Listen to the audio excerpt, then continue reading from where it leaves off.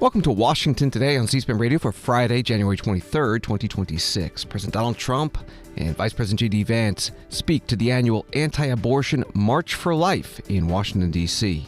Hundreds of businesses in Minnesota closed their doors to protest U.S. Immigration and Customs Enforcement operations. FBI Director Kash Patel announces the arrest in Mexico of Ryan Wedding, the accused major drug trafficker and former Canadian Olympic snowboarder. British Prime Minister Keir Starmer condemns comments by President Donald Trump that NATO troops stayed a little off the front lines during the war in Afghanistan. California's Attorney General Rob Bonta, a Democrat, announces a lawsuit over whether the state or the federal government should regulate an offshore oil pipeline. He says it's the 55th lawsuit that California has filed against the Trump administration. And with the big winter storm heading east, Washington, D.C.'s mayor and the governors of Maryland and Virginia all declare states of emergency. Thousands of people opposed to abortion gathered on the National Mall in Washington, D.C. today for the 53rd annual March for Life, commemorating the U.S. Supreme Court's 1973 Roe v. Wade decision, which legalized abortion in all 50 states. That decision was overturned by the Dobbs case in 2022 that gave states the ability to enact their own abortion laws. March for Life organizers are still using the Roe anniversary, however, which was actually Thursday, January 22nd, to rally anti-abortion activists. President Donald Trump addressed the marchers by video. Hello to everyone at the March for Life. For 53 years, students, families, patriots, and believers have come to Washington from every corner of the country to defend the infinite worth and God-given dignity of every human life. In 2026, as we celebrate 250 years since our founding fathers recognized the right to life in our Declaration of Independence, I want to thank every single one of you who was out on this winter day, a beautiful day, but it's winter nevertheless, to stand up for the unborn. 6 years ago, I was proud to be the first president in history to attend this march in person. Since then, we have made unprecedented strides to protect innocent life and support the institution of the family like never before. There's never been anything like it. In my first term, I was honored to appoint judges and justices who believed in interpreting the Constitution as written. That was a big deal. And because of that, the pro-life movement won the greatest victory in its history. Now the work to rebuild a culture that supports life continues in every state, every community, and every part of our beautiful land. This is a battle that must be fought, must be won, not only in the corridors of power, but above all in the hearts and souls of the people. That is why under the Trump administration, we're strongly defending religious liberty. We're bringing back faith in America. We're bringing back God. We have stopped forced taxpayer funding of abortion at home and abroad. We're championing faith-based adoption and foster care and supporting our parents by investing $1,000 into an account that will grow over time for every newborn baby. With your help and support, we will continue to fight at the eternal truth that every child is a gift from God. Thank you, and God bless America. President Donald Trump in a video played at the March for Life rally in Washington. Vice President J.D. Vance spoke in person. I read an article some time ago. It was about classic archaeology, of all things. And one particular piece of information has haunted me. That one of the telltale signs of an ancient brothel in the pagan world was that you'd always find a large number of baby skeletons nearby. A lot of baby skeletons, and those bones predominantly belong to boys. Because unlike little girls, those boys would be of no use to the future adults who are running those brothels. Now, this is shocking to us because we grew up in a Christian culture and were formed by religious values. Even those of us who aren't particularly faithful, it's a shocking thing to hear. But we have to remember that in the ancient pagan world, discarding children was routine. From the skeletons in brothels to the child sacrifice of the Mayans, the mark of barbarism is that we treat babies like inconveniences to be discarded rather than the blessings to cherish that they are. But the inheritance of our civilization is something else. The fact that, as Scripture tells us, each life is fearfully and wonderfully made by our Creator.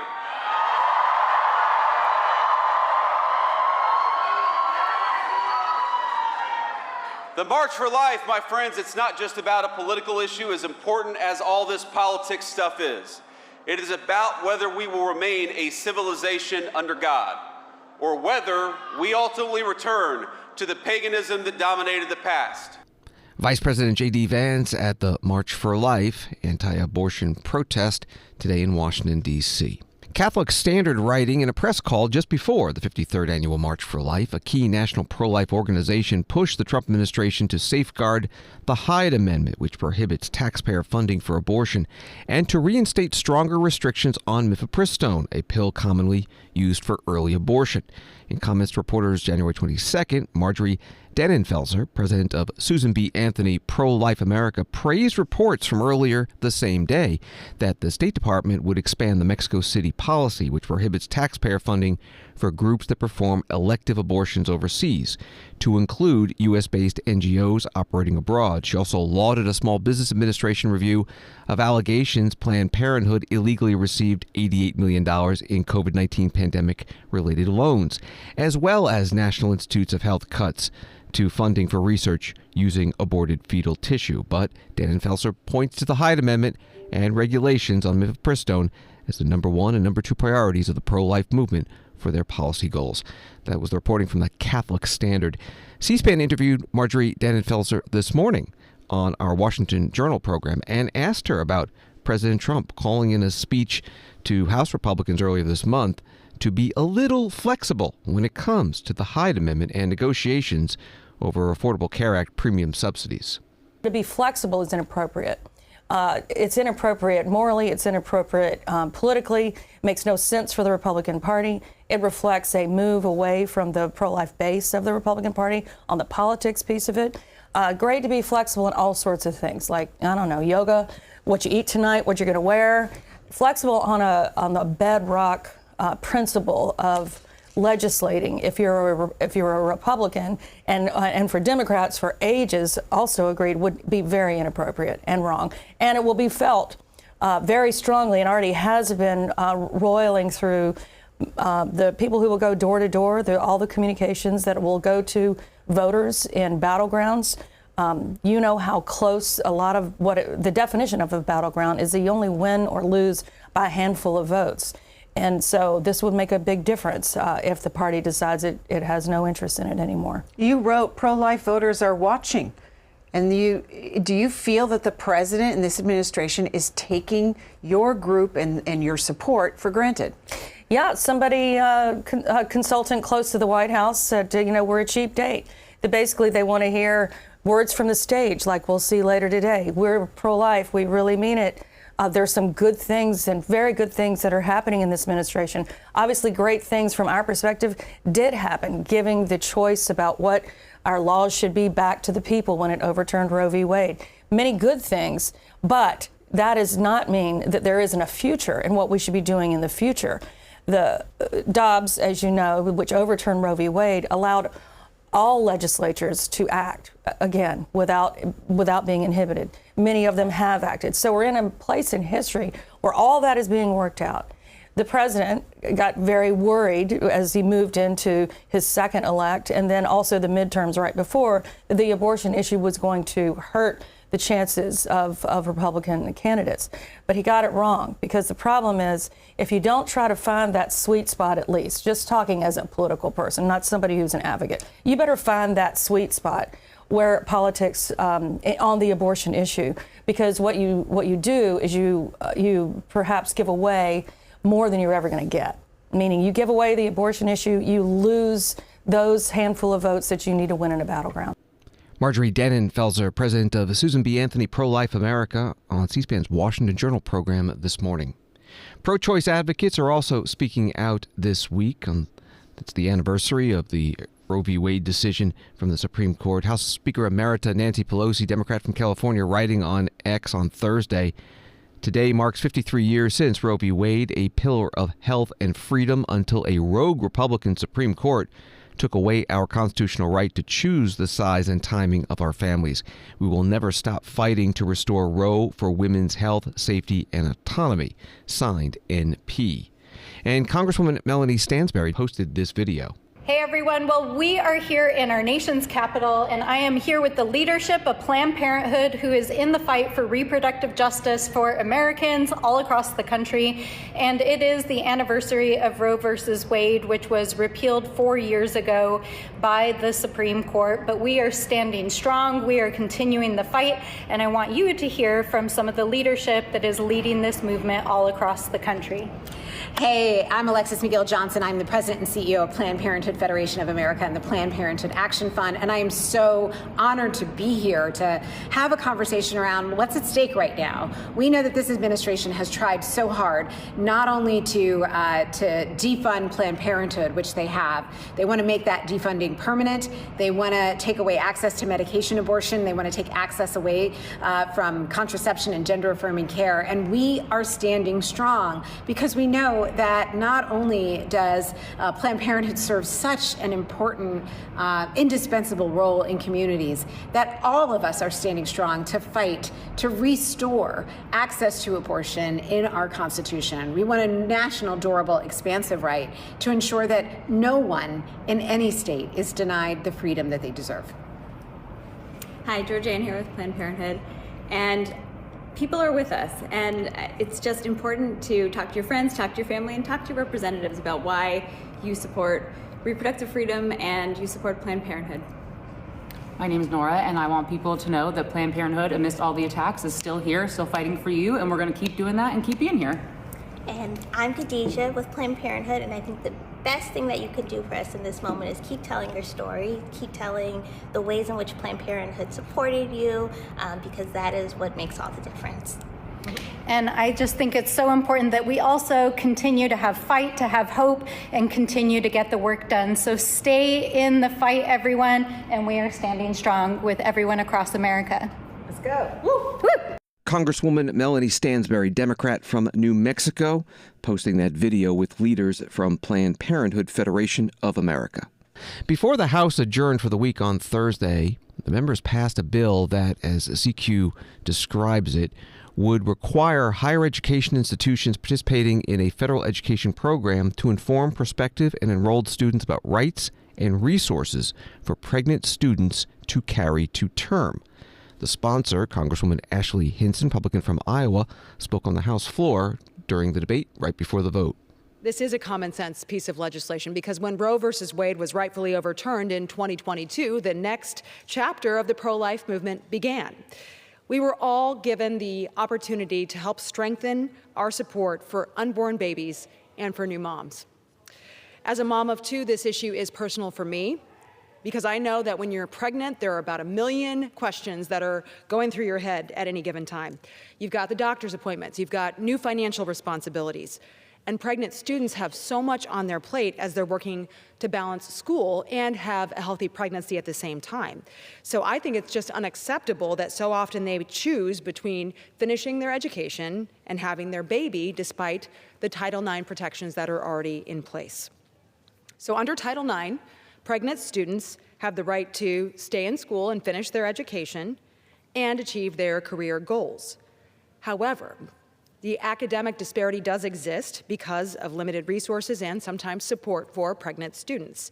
These women may fear institutional reprisal, loss of an athletic scholarship, or even negative impacts on their academic opportunities and their standing. So those fears and anxieties are not just unjust to women, but they are a poor reflection of how our higher education institutes are treating pregnant students. Higher education institutions and universities have a responsibility to empower all their students, all of them, to succeed, including pregnant students. They deserve to be treated with respect and surrounded with care and love. And that's what this piece of legislation is designed to do. Congresswoman Ashley Hinson, Republican from Iowa, on the House floor. Congresswoman Suzanne Bonamici, Democrat from Oregon, spoke against the bill. Mr. Speaker, I oppose this bill because, among other reasons, the information that is required, it's incomplete and it's biased. As written, the Pregnant Students' Rights Act is unfairly limited regarding the information it requires colleges to provide to students and the students it chooses to support. It does not include information about comprehensive family planning resources, and it only supports pregnant students who carry a baby to term. Simply put, the bill fails to support any student with a different pregnancy-related outcome. I, like my colleague from Georgia, had a wanted pregnancy. I was past the first trimester when I had an ultrasound, and the doctor said, this is not viable, not a viable pregnancy. So they sent me to the hospital to have a procedure. Now, my colleagues might think that's terrible, but had I been in a post-Dobbs world or state where that wasn't possible, I could have just been made to wait and risk my reproductive health. I went on to have 2 healthy children because I had that procedure. The intent of this bill is clear, Mr. Speaker. It's clear from the text, it's clear from the debate, and it's certainly clear from the timing. It is another attempt to have politicians interfere in the intensely personal decision of when and whether to have a child, a decision that should be made only by the pregnant student, not by members of Congress. In the wake of Dobbs, many states have prohibited or tried to prohibit healthcare providers and health plans from offering or covering certain reproductive healthcare services.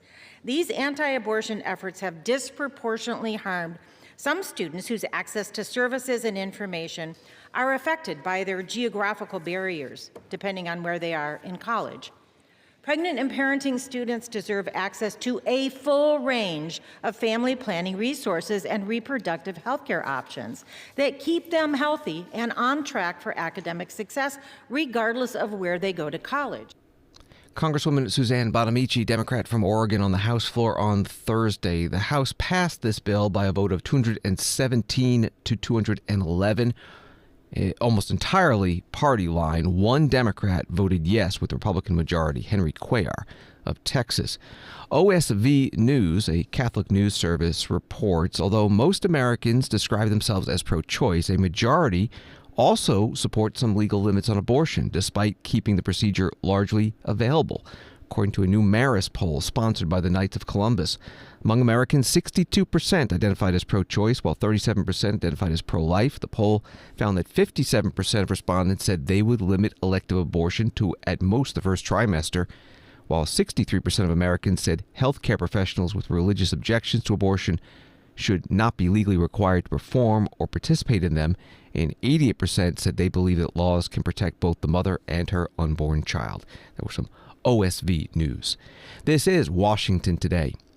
NPR News in Minnesota reporting local response to immigration and customs enforcement operations. Hundreds of Minnesota businesses are closed Friday as part of an economic blackout aimed at protesting actions by ICE. A march is planned in Minneapolis Friday afternoon, followed by a rally at Target Center. It's organized by labor unions, clergy, child care workers, immigrants, and more. And Minnesota school districts say they have verified incidents in which children, parents, and school staff members have been pulled into vehicles by masked agents or detained in other ways. Some of the reporting from NPR News. That rally in the streets was titled ICE Out of Minnesota, Day of Truth and Freedom. 1, 2, 3, 4. 1, 2, 3, 4. Deportation's over. Deportation's over. 5, 6, 7, 8. 5, 6, 7, 8. And the president said The anti-ICE rally today in the streets of Minneapolis. Minneapolis Mayor Jacob Frey, a Democrat, held a news conference Thursday night talking about ICE operations. We have extensively worked with federal agencies under both Democratic and Republican administrations. We've worked with the DEA and the FBI. We've worked with the ATF and the U.S. Attorney's Office to successfully drive down crime in Minneapolis, and we've done so by strategically focusing on people that have actually committed serious and violent crimes. So what's changed?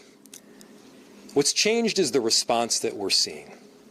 What's changed is that we have 3,000 plus ICE agents and border control that are on our streets without a clear plan. What's changed is we've got this huge influx of what feels like an occupation in a city in the upper Midwest. And what's changed is that they are arresting United States citizens. They are detaining people that have done nothing wrong. They're going after people exclusively based on the fact that they look like they're Somali or they look like they are Latino, and no reason beyond that. They've stopped law enforcement officers that are off duty. They've stopped fathers that are on their way just to drop off their kids. There are incredible people in our city that have come from a variety of different places around the country and around the globe, and they've made our city a better place. They're part of our family. We love them. We're proud to have them here. So I get that they've got a messaging challenge here, and it's predominantly because anybody can see with their own two eyes what's going on.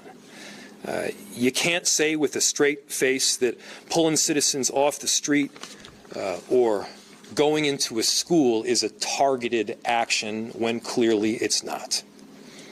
Clearly, what we are seeing on our streets right now is discriminating only on the basis of race and largely indiscriminate thereafter. So yeah, in Minneapolis, we want to solve crime. We want to arrest murderers. Let's do it. Let's work together to drive down crime. Again, this is not that. We have had relationships with a number of federal administrations to successfully drive down crime. What we are seeing is this is more about political retaliation. This is more about tragically terrorizing people than it is about safety, than it is even about immigration. So, the job of law enforcement is to keep the peace, to keep Americans safe, and that is literally what I signed up to do and what the federal government signed up to do as well, and I urge that they do exactly that. Minneapolis Mayor Jacob Frey, a Democrat, holding a news conference Thursday night. Associated Press reporting that on Friday, Border Patrol Commander Gregory Bovino sought to shift the narrative from that of a 5-year-old boy detained by ICE officers in Minneapolis by attacking the news media for, in his view, insufficient coverage of children who have lost parents to violence by people in the country illegally. After briefly mentioning the 5-year-old during a news conference, he talked about a mother of 5 who was killed in August 2023. That was from AP. Here is Gregory Bovino at the news conference today in Minneapolis. The 5-year-old yesterday, some of you had questions on the 5-year-old yesterday. That 5-year-old remains with his family. We say again, remains with his family. We know that. That false media narrative that was pushed out yesterday was, well, it was false. It remains with his family. But let's talk about who doesn't remain with their family. And I think this is the most important thing that we're talking about with children. How about our victim of the day? A victim at the hands of illegal alien criminals, these same criminals that we are taking off the streets that you see on these screens behind us. This victim was Rachel Morin. She left behind 5 children. Let me say that again. She left behind 5 children after she was killed by an illegal alien from Central America. He decided to murder her and hide her body in a culvert. Oh, wait a second. That was after he raped her. She's separated permanently from her 5 children. Let me say that again. Separated permanently from her 5 children. Why isn't that reported on? Very little reporting in the local news media or the news media on those types of situations. Now, I would call this the DSP syndrome. That's a term that I made up. I'm not a medical doctor. I'm a Border Patrol agent. It's called the double standard phenomena. Say that again. The DSP is the double standard phenomena. We see this quite often, the DSP. American citizens that are arrested daily here in Minneapolis. Are they separated from their children and families? Absolutely, as they should be. Criminals face consequences. Criminals face consequences. But yet that double standard does not seem to apply to illegal aliens. Why is that? Perhaps someone could detail that for me, because I don't quite understand all the parameters involved in the DSP, the double standard phenomena. Gregory Bovino, U.S. Customs and Border Patrol Commander at Large, in a news conference today in Minneapolis. He has been holding news conferences virtually daily the past week. And joining him today, Marcos Charles, ICE Enforcement and Removal Operations Acting Executive Associate Director, who said that most of the reporting about that 5-year-old boy detained by ICE officers in Minneapolis is incorrect. The media and political activists have tried to deceive the American public about ICE and our operations. Yet again, they have failed, but the truth matters, and I'm here to tell you the truth about what we do. This week, ICRO conducted targeted enforcement operation to arrest Adrian Alexander Conejo Arias, an illegal alien who was released back into the interior of the United States by the previous administration. When officers approached Conejo Arias, he and his child were in a vehicle. Arias fled from law enforcement on foot, abandoning his child in the middle of winter in a vehicle. One of our officers stayed behind with that child while other officers apprehended his father. After conducting the arrest, my officers stayed with the child. They cared for him, took him to get something to eat from a drive-through restaurant, and spent hours ensuring he was taken care of. Again, my officers did that, not his father. My officers did everything they could to reunite him with his family. Tragically, when we approached the door of his residence, the people inside refused to take him in and open the door. Let me say it again. They saw the young boy and they refused to open the door and take him back. This is the human side of the job that my officers do. They are family men and women. They have children of their own. They sacrifice everything for their families. I know for a fact that they were heartbroken to see the child's own family leave him behind. Fortunately, Conejo Arias eventually requested that his child stay with him. We do everything in our power not to separate families. So they took him back together to Minneapolis, here to the city, to the ICE facility for processing, and now they are being well cared for at a family residential center, pending their immigration proceedings. This is the real face of ICE, ERO, Border Patrol, and our allied partners. The media doesn't know our officers, we do. My officers do the right thing no matter how difficult or how long it takes throughout the day. Marcos Charles, ICE Enforcement and Removal Operations Acting Associate Director at today's news conference in Minneapolis. Reuters writing, as part of the ICE Out Day of Action, hundreds of residents headed to Minneapolis-St. Paul International Airport to protest flights of detained migrants and to demand legal accountability for the U.S. Immigration and Customs Enforcement agent who fatally shot Renee Good, a U.S. citizen, in her car this month. Clergy members knelt in a road near Terminal 1, praying as the crowd chanted anti-ICE slogans in frigid weather. They ignored commands by officers from local police departments who arrested and zip-tied dozens of the protesters with no resistance before putting them onto buses. About 100 clergy members were arrested, organizers said. That was from Reuters. Ryan James Wedding, writes NBC News, a Canadian former Olympic snowboarder allegedly behind one of the most violent drug trafficking organizations, was arrested Thursday night in Mexico, FBI Director Kash Patel said. Authorities believe Wedding, 44 years old, is a member of the Sinaloa cartel and had been hiding in Mexico for more than a decade while running and participating in a transnational drug trafficking operation, Patel said Friday in a post on X.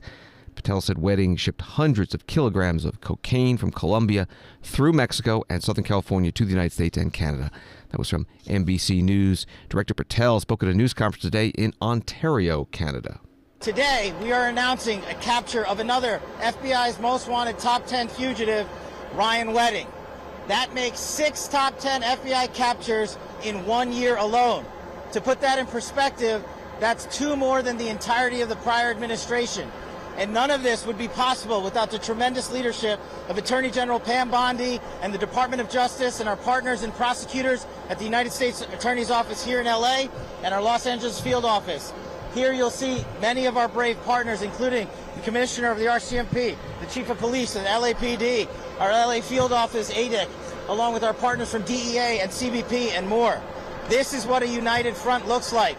And just to tell you how bad of a guy Ryan Wedding is, he went from an Olympic snowboarder to the largest narco trafficker in modern times. He is a modern-day El Chapo. He is a modern-day Pablo Escobar. And he thought he could evade justice. But these brave men and women put together a prosecution package, put together an investigative package, put together an operations strategy, and here we are today bringing him to justice for trafficking hundreds of kilos of cocaine and also for the murder of innocent civilians.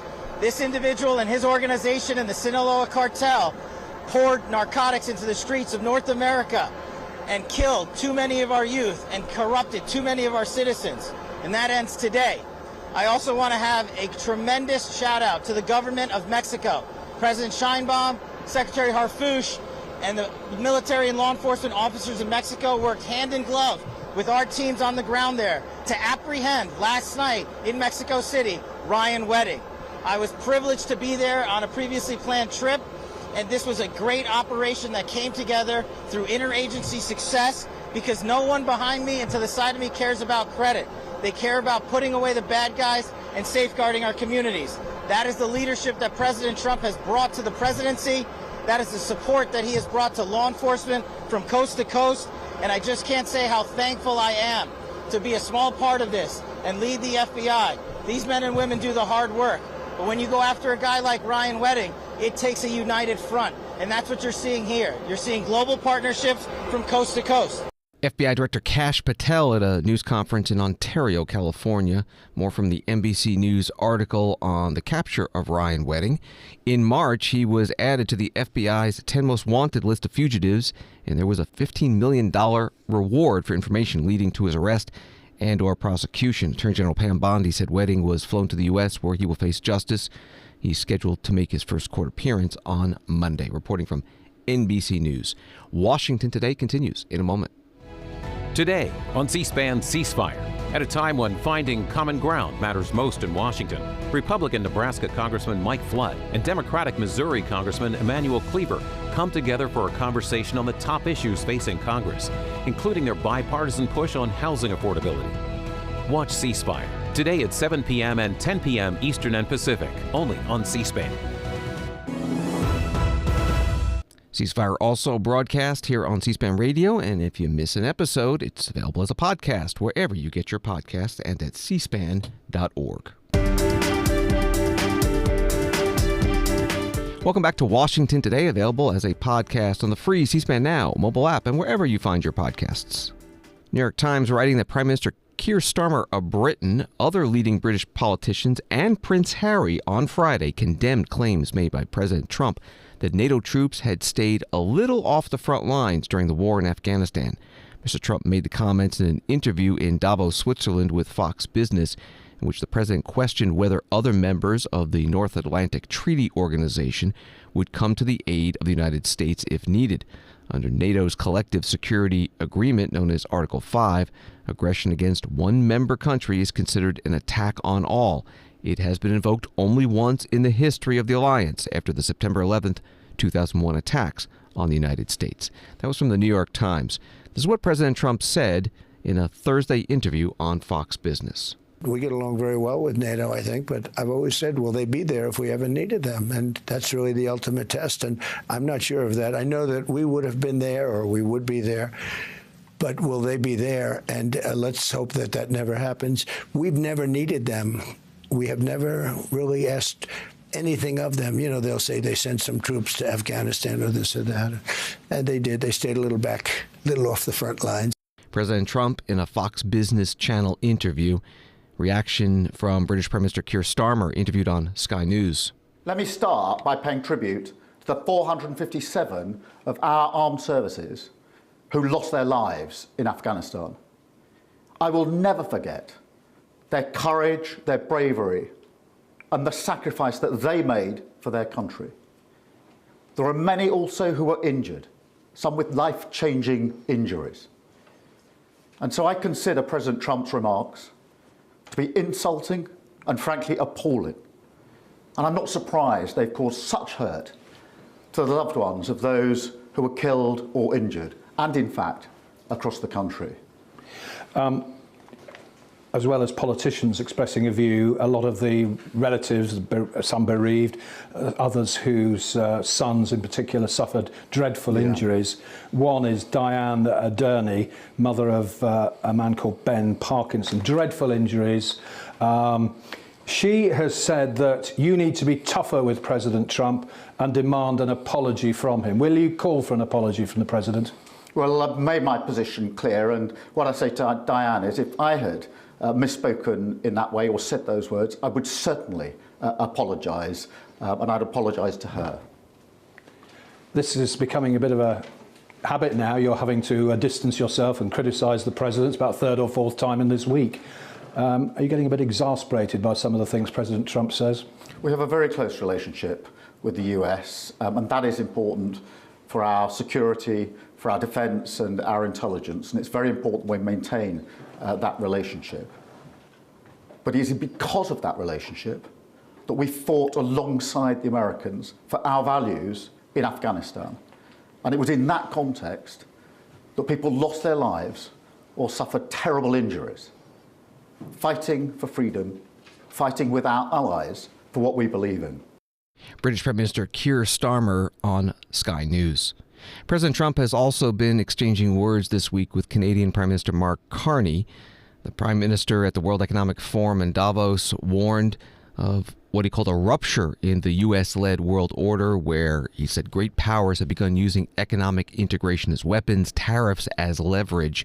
President Trump responded in his speech in Davos. Canada gets many freebies from the U.S. and should be grateful. He said Canada lives because of the U.S. Remember that, Mark, the next time you make your statements. Then the Prime Minister responded, Canada doesn't live because of the United States. Canada thrives because we are Canadian. And then President Trump Thursday night wrote on Truth Social he's rescinding Canada's invitation to his Board of Peace. All this was the first topic at the closing World Economic Forum panel today on global economic outlook. Here's the moderator, Andrew Sorkin, New York Times columnist and editor-at-large, questioning Christine Lagarde, president of the European Central Bank. Because I think we're all trying to figure out what we just saw. I think there was a lot of whiplash throughout the week. And we heard a couple of different perspectives, one of which came from the Prime Minister of Canada, Mark Carney, who said, every day we're reminded that we live in an era of great power rivalry, that the rules-based order is fading, that the strong can do what they can and the weak must suffer what they must. Let me be direct, he said, we are in the midst of a rupture, not a transition. And I think we all want to understand whether you agree with that and what it means. Thank you so much, Andrew, and good morning to all of you. I'm not exactly on the same page as Mark, and having 25 years of business background, I think that we policymakers are at a point where we have to look at Plan B, or Plans B, but even with those Plans B, which have also been articulated by Ursula von der Leyen, I'm not sure that we should be talking about rupture. I think we should be talking about alternatives. We should be identifying much more so than we have probably in the past, the weaknesses, the sore points, the dependencies, the autonomy.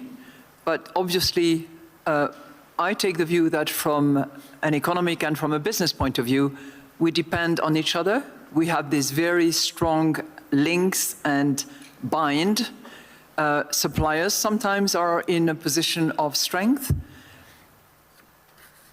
Demanders, if I look at supply and demands, have also a position of strength. And I think that all directions have to be explored. And my takeaway personally as a central bank president is that we have accountability to the truth. My economist often says, try to distinguish the signal from the noise. Well, I think we've had a lot of noise this week, and it's been a tremendously interesting and fascinating week from all perspectives. But our duty as central bankers, our duty as economists, is to distinguish the signals from the noise. And I would make one point, Andrew, if I may. We hear lots of numbers floating around. And I would just like to call your attention to the fact that numbers have to be defined, identified. When you hear, huge growth numbers, for instance, most of those numbers are nominal growth numbers. The real numbers are the real growth numbers. So when you hear 5% here, or 6%, or 7%, or 3%, in most instances, those are nominal numbers. You then have to take into account inflation and deflate those nominal numbers by the inflation. Then you get to the real numbers. This is one of the few things, I know it sounds a bit esoteric to the non-economist, but it's important to actually speak the truth. And that's one of my takeaway from here. We have to distinguish the signals from the noise. We have to be honest about the numbers that we use, and we rely on inflation expectations. We rely on the forecasts that are produced by our teams.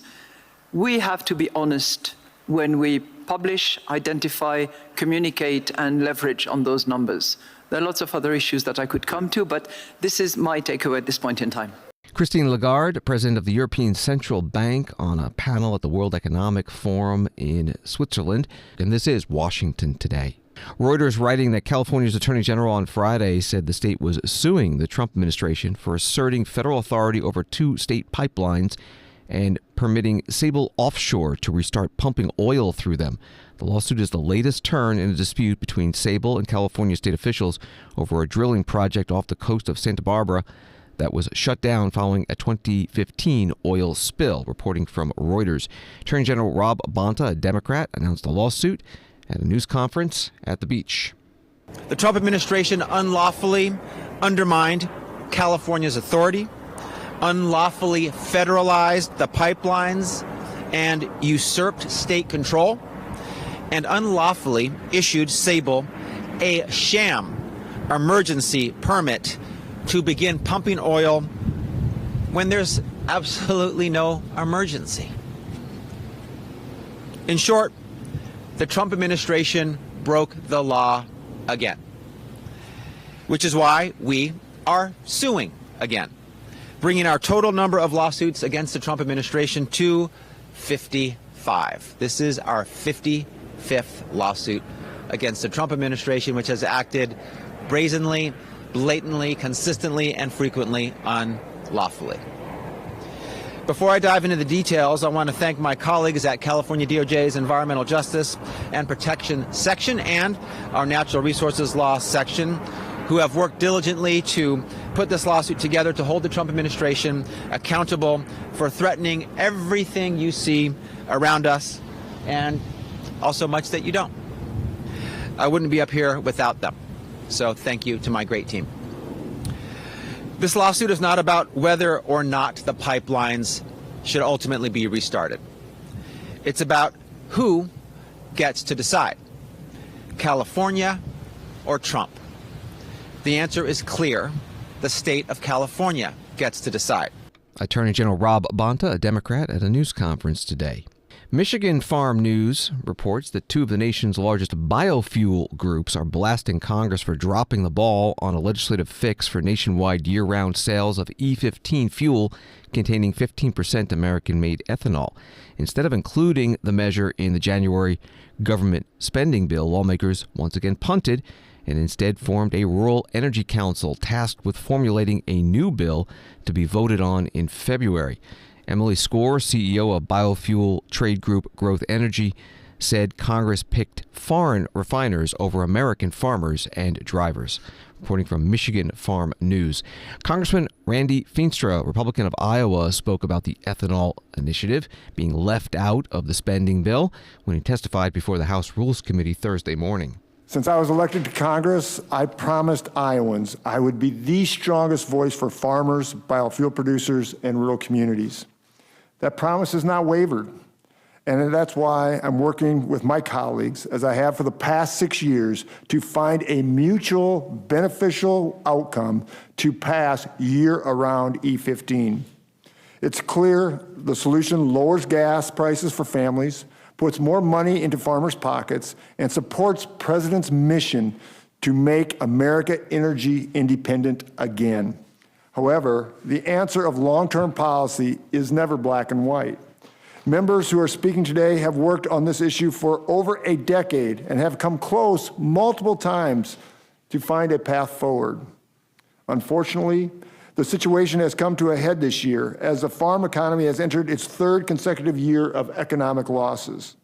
I have always been an advocate for new markets and for our farmers and for E15 that is our domestic energy solution. We cannot continue to move the goalposts while rural America and rural Iowa struggles from high input costs, high energy prices caused by the Biden's Green New Deal policies. Today, we formed the Rural Domestic Energy Council to work together so our members can come to a solution that will pass E15 by February 25. This is the definition of legislating with a path forward to accomplish this agenda. This is the America First in action. I thank Speaker Johnson, Republican leadership, and the Rules Committee for working with me and my colleagues from the Midwest on the path forward for year-round E15. I'm honored to chair this council with my friend and colleague from Oklahoma, Representative Stephanie Bice, so that we can promote liquid fuels and American energy together. This is a win for our consumers, for our farmers, for our energy producers, and our country. Thank you again, Madam Chair, and out of this, we'll make sure year-round 15 becomes law of the land with President Trump's signature.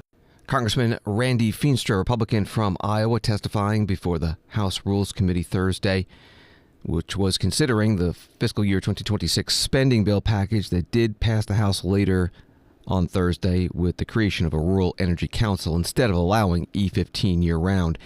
The Hill, writing about this, named for its up to 15% ethanol content, use of this type of gas has been restricted in the summertime because of concerns about smog, which can form from evaporation in the heat. The issue is one that divides Republicans, as farmers tend to support allowing sales of high ethanol gas, but the oil industry, especially refineries, has historically opposed it.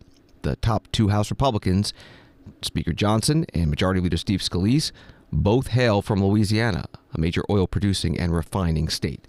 That was from The Hill. Wall Street today, the Dow down 285, NASDAQ up 65, S&P up 2.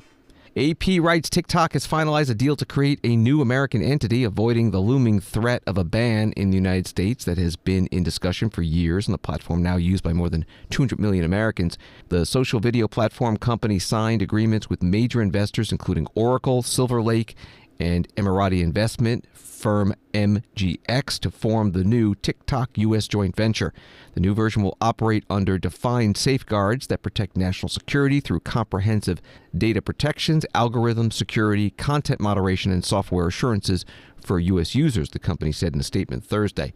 American TikTok users can continue using the same app. That was from AP. Congressman Ro Khanna, Democrat of California, whose district includes Silicon Valley, was interviewed today about the TikTok deal on WBUR radio. I feel vindicated for having stood up for the millions on TikTok when there was a McCarthy-like rush to ban the app. Now most people have come around to my view that we shouldn't be taking away the free speech of millions of people and content creators on TikTok. This deal at least keeps the app open. I do have concerns, though, about Larry Ellison and Oracle making content creation decisions on the app. Already I'm hearing from content creators who feel that the algorithm may have changed, who feel that they're getting shadow banned, who feel that some of their content is being removed. So I want to make sure that we're not replacing potential threats of foreign propaganda with domestic propaganda, and that the TikTok app stays transparent and doesn't engage in viewpoint discrimination. Congressman Ro Khanna, Democrat from California, today on WBUR. President Donald Trump praised the TikTok deal in a Truth Social post Thursday night, thanking Chinese leader Xi Jinping specifically, quote, for working with us and ultimately approving the deal. The president wrote that he hopes long into the future I'll be remembered by those who use and love TikTok. Washington Post writing that D.C. Mayor Muriel E. Bowser and Virginia Governor Abigail Spanberger have declared states of emergency and mobilized emergency response teams and scores of snowplows ahead of what may be the region's fiercest winter snowstorm in years this weekend, while Maryland Governor Wes Moore declared a state of preparedness. The National Weather Service issued a winter storm warning Friday for D.C., large swaths of Maryland and Northern Virginia. They'll be in effect 11 p.m. Saturday through 4 a.m. Monday, forecasting a punishing combination of frigid temperatures and heavy snow mixed with sleet and freezing rain. Reporting from the Washington Post, Mayor Bowser, a Democrat, held a news conference this morning. By now, people have heard about the significant winter storm that is headed our way. These are our expectations. Our team is briefed by the National Weather Service regularly so that we can be prepared for any changes in the forecast or conditions. We expect snow to begin Saturday evening. It will continue throughout the night and into the day on Sunday and possibly into Monday. This will be the largest snowfall we've seen in a long time. Current projections have at least 9 inches of snow falling with the potential for more. There is a possibility of freezing rain overnight Sunday into Monday, which will increase hazardous conditions. So at the same time, we're also headed into a very cold week. On Monday night into Tuesday morning, we are expecting wind chills to be below zero. So to make sure we have all the resources we need to respond, I am declaring a state of emergency in the District of Columbia, effective now. We are also requesting vehicle support from the D.C. National Guard to ensure our first responders are able to move around the city during the storm, and that request has been made. We're also out today to spread the word to the public to get prepared and be prepared. We need you to get inside. We have our outreach teams out all week getting people into shelter. And let me be clear, we have space for everyone. And this is seriously dangerous conditions for people to be outside. If you still see people outside, call our shelter hotline by calling 311 or by dialing 202-399-7093. We have shelter space available for everyone who needs it. We also want you to be prepared by charging your devices, locating your shovel, finding your flashlights, and make sure you have enough batteries for them. Don't wait until Saturday to get stocked up for groceries, and have a plan for your senior family members and senior neighbors. Also, make sure you are signed up for Alert DC. You can sign up at alert.dc.gov. And once you're signed up, you will get updates directly to your phone. And once we deploy our snow teams, don't crowd the plows. In fact, stay out of their way, stay off the roads, and only use the roads if you need to. So with the state of emergency, we are requiring motorists who have vehicles parked on snow emergency routes to move them by Saturday at noon, Saturday 12 noon.